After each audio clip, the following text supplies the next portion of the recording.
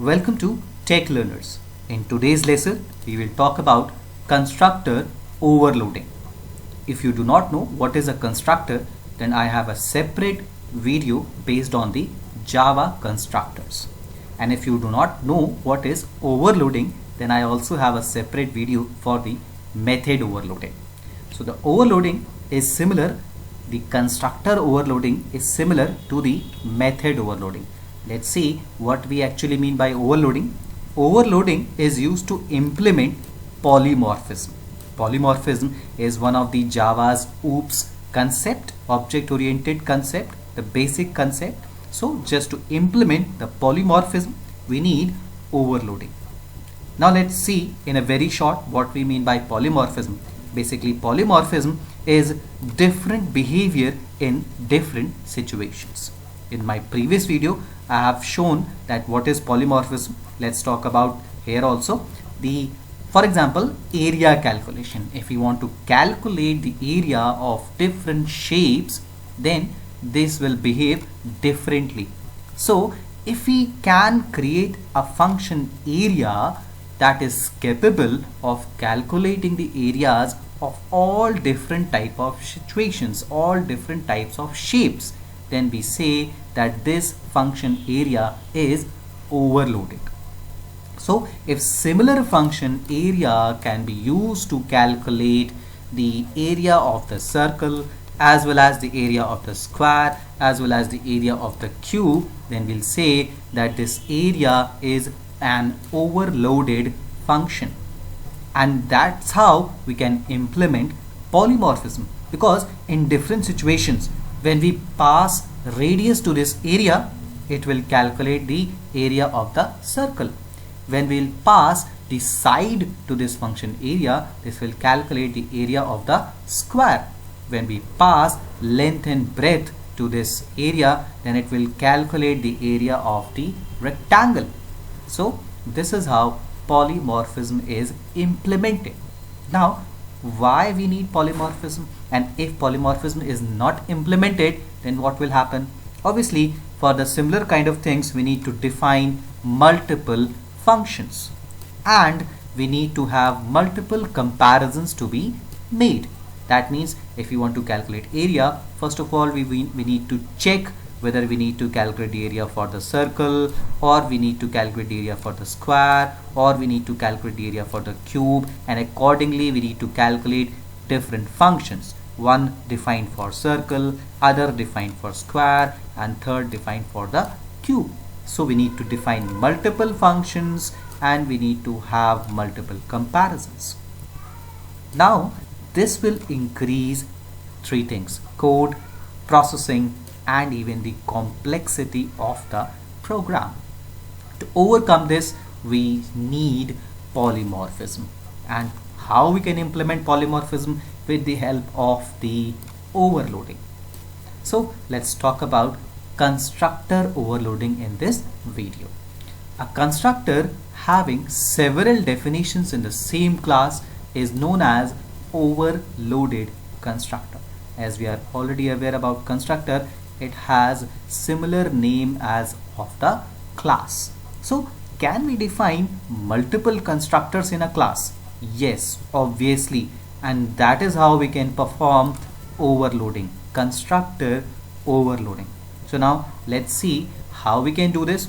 We can define multiple constructors just by differing in the number or types of the arguments passed to that constructor, similar in the method overloading. Now let's see the example. If this is a constructor, let's say this is the name of a constructor, constructor overloading, we have passed a similar let's say one parameter of integer type, right? And here we are trying to initiate some properties of the class. In the similar way, let's see, this is the same constructor defined again, but this time the number of parameters have changed from 1 to 2. In this way we can define we can initiate these properties. So we see that these are the constructors with same name, and this is how we can perform the constructor overloading just by changing the number of parameters in the parameter list or the type of parameter in the parameter list. So here we have passed one parameter, here I have passed two parameters, here I have passed three parameters.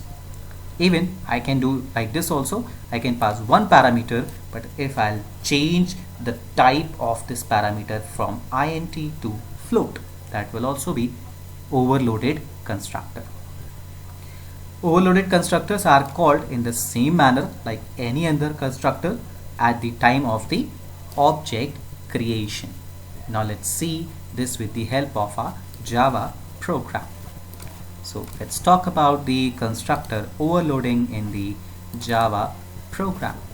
So this is my class constructor overloading.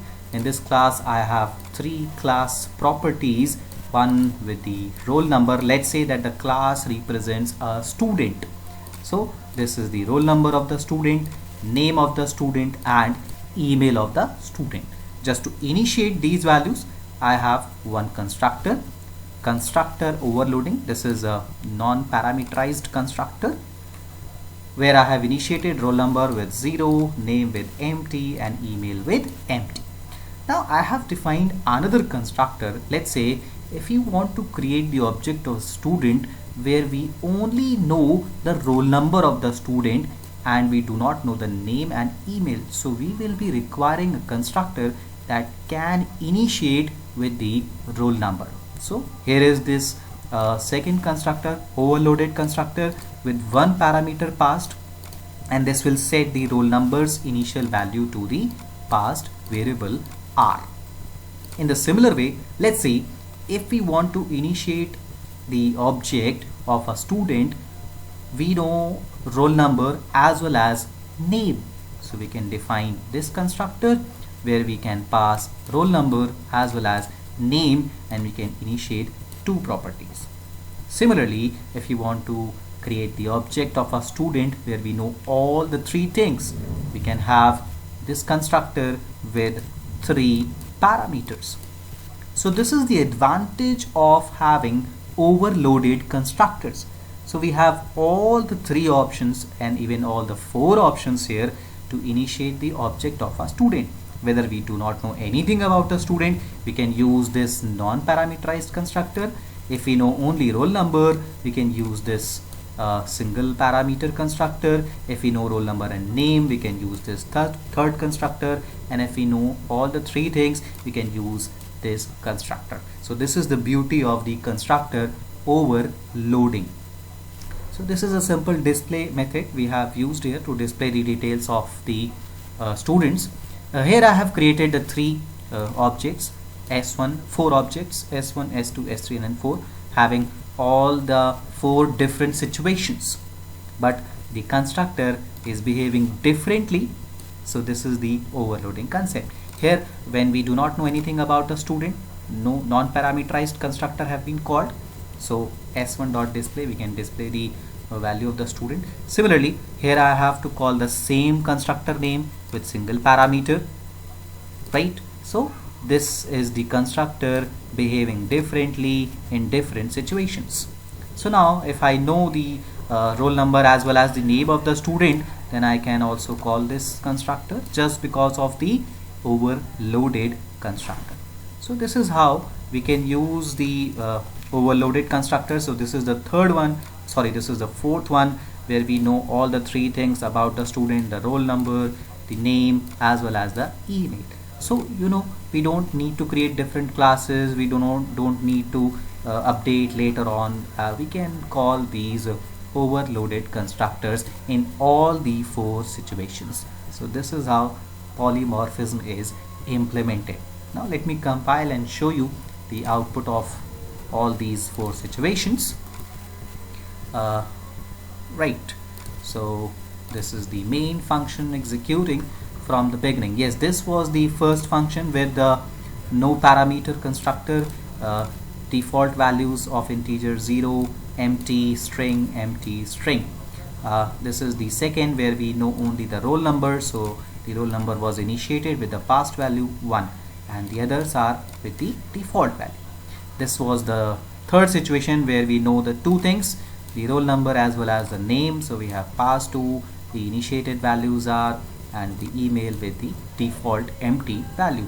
And this was the fourth situation where we know all the three things about the student. So we initiated the members with all the three values, roll number, name and email. So this is the beauty of the constructor overloading and helpful in the object-oriented concept known as the polymorphism. So I hope you have understood the concept of constructors, concept of the constructor overloading, method overloading. If you are not aware about the method overloading, you can watch my previous video that is based on the method overloading. In the coming videos, we will talk about string buffer, and the methods that are available in both the classes. What is the difference between string and string buffer? And actually, we will talk about how we can handle strings in Java. I hope you are liking my videos. Please hit the like button. If you have not subscribed the channel till now, please subscribe the channel and do not forget to ring the bell. Thank you so much.